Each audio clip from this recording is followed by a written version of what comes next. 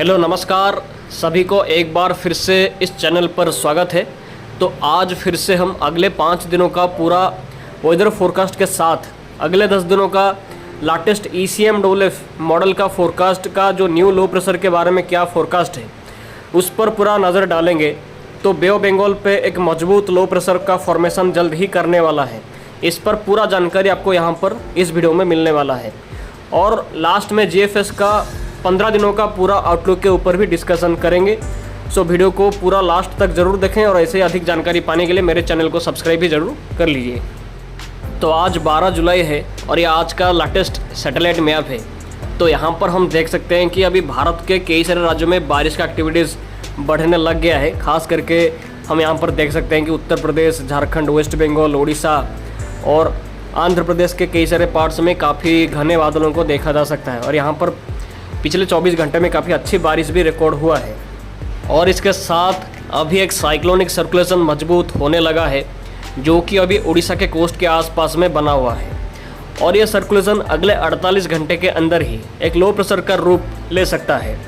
इसके साथ और 2 साइक्लोनिक सर्कुलेशन भी बना हुआ है जो कि एक उत्तरी महाराष्ट्र के ऊपर है और दूसरा वाला उत्तर पूर्वी असम के ऊपर भी देखा जा सकता है। और ये मानसून ट्रफ अभी अपने सामान्य लाइन के आसपास में बना हुआ है जो कि राजस्थान से होते हुए उड़ीसा से बांग्लादेश तक फैला हुआ है।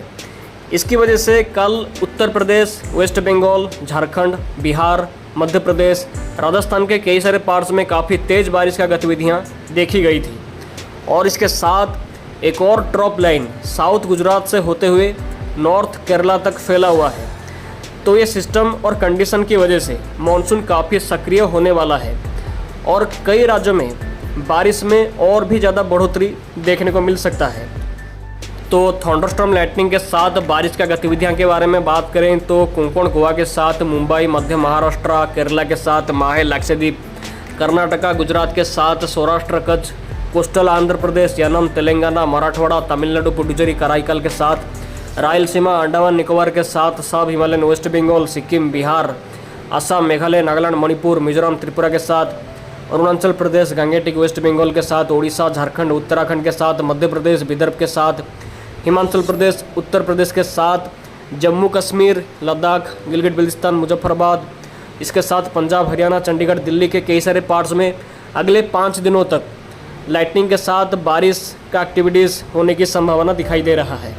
और भारी बारिश का गतिविधियां के बारे में बात करें तो भारी बारिश कोंकण गोवा के साथ मध्य महाराष्ट्र, कोस्टल कर्नाटका, गुजरात के साथ साउथ इंटीरियर कर्नाटका, सौराष्ट्र, कच्छ के साथ तेलंगाना, हैदराबाद, केरला, माहे, coastal Andhra Pradesh, north interior Karnataka, Yanam, Rayalaseema, सब हिमालयन, वेस्ट बंगाल, सिक्किम, बिहार, अरुणाचल प्रदेश, असम, मेघालय, नागालैंड, मणिपुर, इसके साथ उड़ीसा, अंडमान निकोबार के साथ उत्तराखंड, पश्चिमी मध्य प्रदेश, छत्तीसगढ़ के साथ पूर्वी उत्तर प्रदेश, पश्चिमी उत्तर प्रदेश, पूर्वी मध्य प्रदेश और पूर्वी राजस्थान के साथ विदर्भ, हिमाचल प्रदेश, जम्मू के साथ उत्तरी पंजाब के कई सारे प्लेसेस में भारी बारिश का गतिविधियां देखी जा सकती है 12 जुलाई से, यानी कि आज से लेकर पूरे 16 जुलाई के दौरान।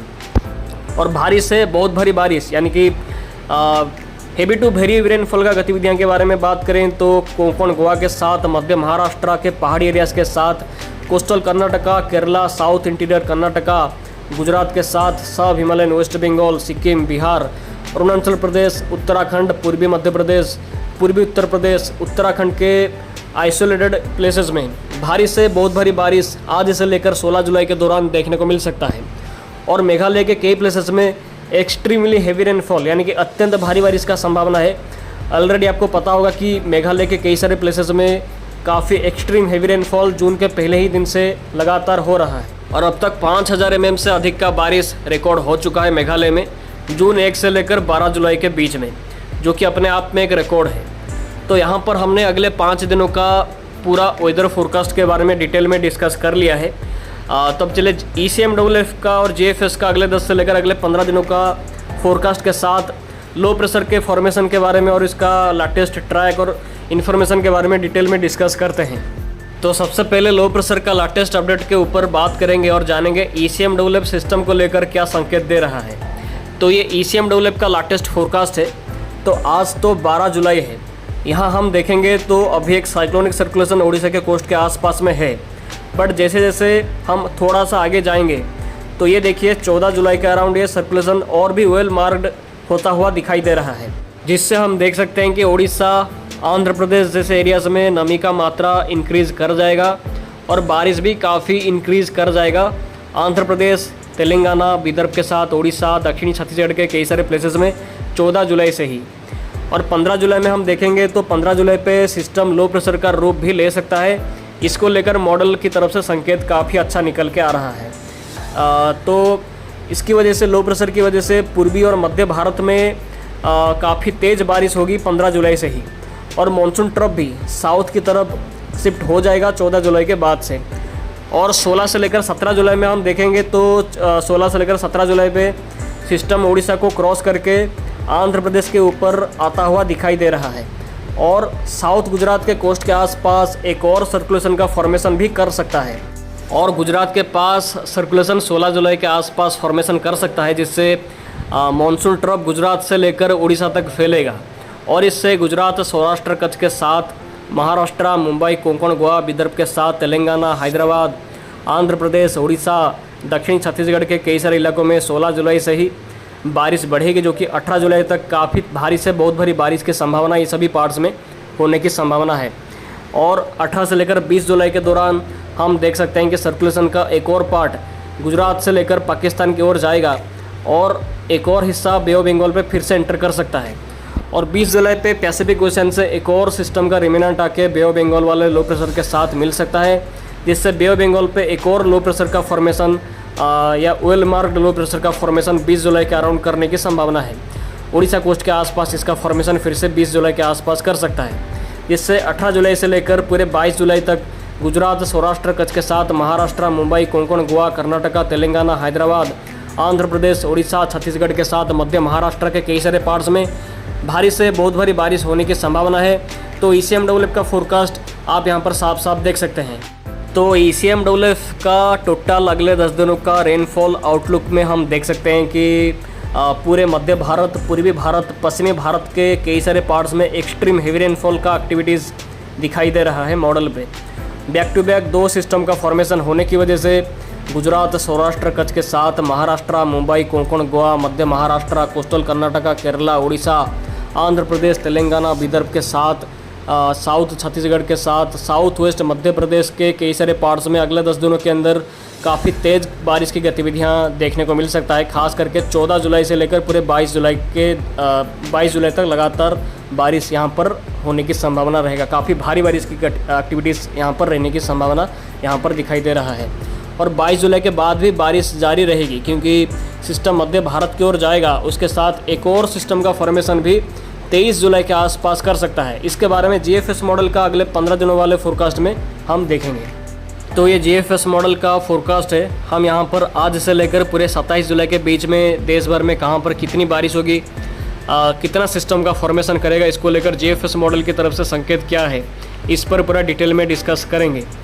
तो हम यहाँ पर देख ही सकते हैं कि मानसून ट्रफ का रेखा ऊपर की तरफ रहने की वजह से अभी फ़िलहाल आज से लेकर पूरे 14 जुलाई के बीच में पूरे उत्तर प्रदेश, बिहार, वेस्ट बंगाल, झारखंड, उड़ीसा, मध्य प्रदेश के साथ जो दिल्ली, पंजाब, हरियाणा, पूर्वी राजस्थान के साथ जम्मू कश्मीर और उत्तर पूर्वी भारत के साथ बांग्लादेश के पार्ट्स में काफ़ी अच्छी बारिश की एक्टिविटीज़ दिखाई देगा आज से लेकर 14 जुलाई के बीच में।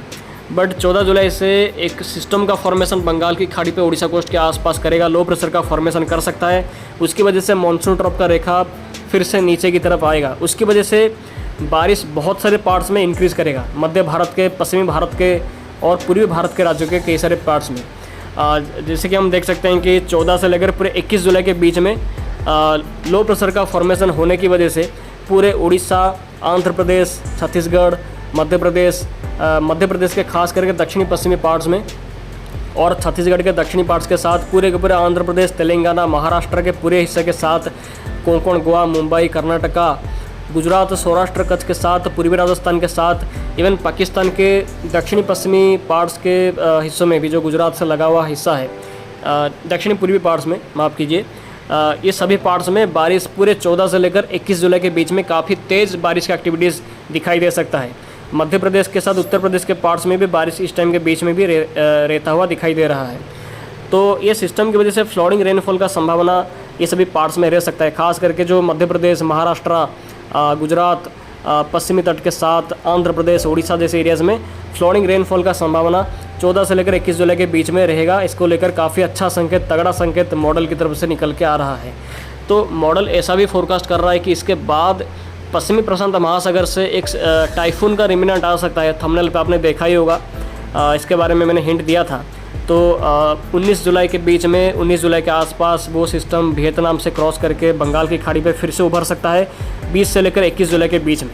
तो जीएफएस मॉडल ऐसा संकेत कर रहा है कि वो सिस्टम स्ट्रॉन्ग होकर डिप्रेशन या उससे भी अधिक का इंटेंसिटी हासिल कर सकता है। ऐसा जीएफएस मॉडल का फोरकास्ट है।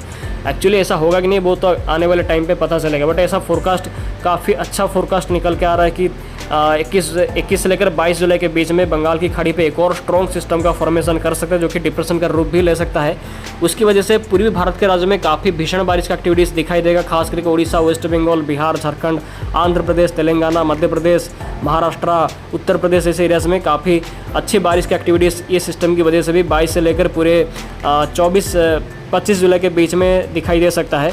इसके बाद एक और सिस्टम का फॉर्मेशन भी कर सकता है 26 जुलाई के आसपास बंगाल की खाड़ी पे फिर से। तो जीएफएस मॉडल का फोरकास्ट काफ़ी मतलब तगड़ा निकल के आ रहा है कि आने वाले 15 दिनों के अंदर 3 से लेकर 4 सिस्टम का फॉर्मेशन बंगाल की खाड़ी पर कर सकता है, जिसकी वजह से पूर्वी भारत, मध्य भारत, पश्चिमी भारत, उत्तर भारत के साथ जो उत्तर पूर्वी भारत के कई सारे पार्ट्स में काफ़ी भीषण बारिश की एक्टिविटीज़ दिखाई दे सकता है।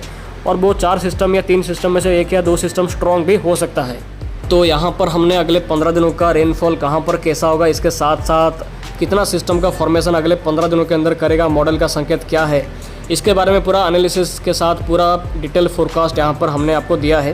तो अगर कोई भी सवाल जवाब लो प्रेशर के बारे में अगर आपको करना हो या कोई भी समझ में कुछ ना आया हो तो आप कमेंट्स में पूछ सकते हैं, मैं आंसर देने की कोशिश करूँगा। तो आज के वीडियो में इतना ही, फिर मिलते हैं अगले वीडियो में। आप सभी का बहुत बहुत धन्यवाद वीडियो में आखिर तक बने रहने के लिए। आप सभी का दिन शुभ हो।